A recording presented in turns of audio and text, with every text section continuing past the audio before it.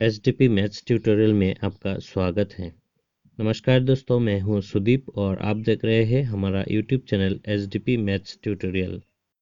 ইয়াতে চোৱা 2 নম্বৰটো sin 25 degree cos 65 degree plus cos 25 degree sin 65 degree.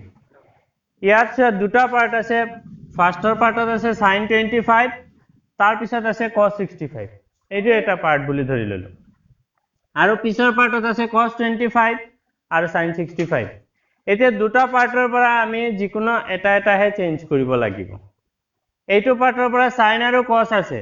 sin আৰু cos দুটাকে চেঞ্জ কৰি দিলে আৰু নিমিলে। কিন্তু প্ৰথম পাৰ্টৰ পৰা যিকোনো এটা চেঞ্জ কৰিম, সেকেন্ড পাৰ্টৰ পৰা আমি যিকোনো এটাহে চেঞ্জ কৰিব পাৰিম, দুটা চেঞ্জ কৰিলে নহব।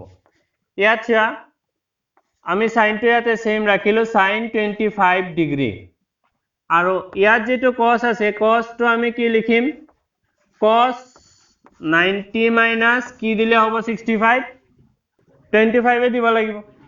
তো cos টো আমি লিখিম cos 90 মাইনাস 25 প্লাস ইয়াতে আমি চেঞ্জ কৰিম sin টো cos 25 ডিগ্ৰী সেম ইনটু মাজত কিন্তু ইনটু আছে sin 90 minus 25, 90 minus 25 মানে হৈ গল 65।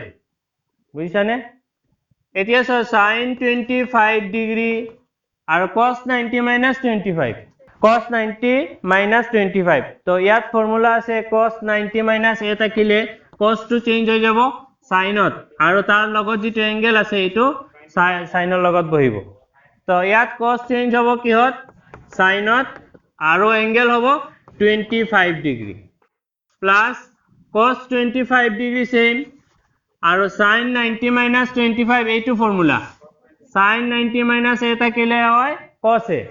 তো ইয়াতো sin টো চেঞ্জ হ'ব কিহত, cos আৰু 90 minus 25 আছে, তো ইয়াৰ লগত বহিব 25 ডিগ্ৰী। sin 25 into sin 25 মানে কি sin square 25 degree plus cos 25 degree into cos 25 degree হৈ যাব cos square 25 ডিগ্ৰী। তাৰ পিছত এইটো formula sin square a plus cos square a equal to 1। তো ইয়াতো sin square 25 degree plus cos square 25 degree same আছে, তেতিয়াহলে হৈ যাব 1। আশা কৰো সবৰ বুঝা হল।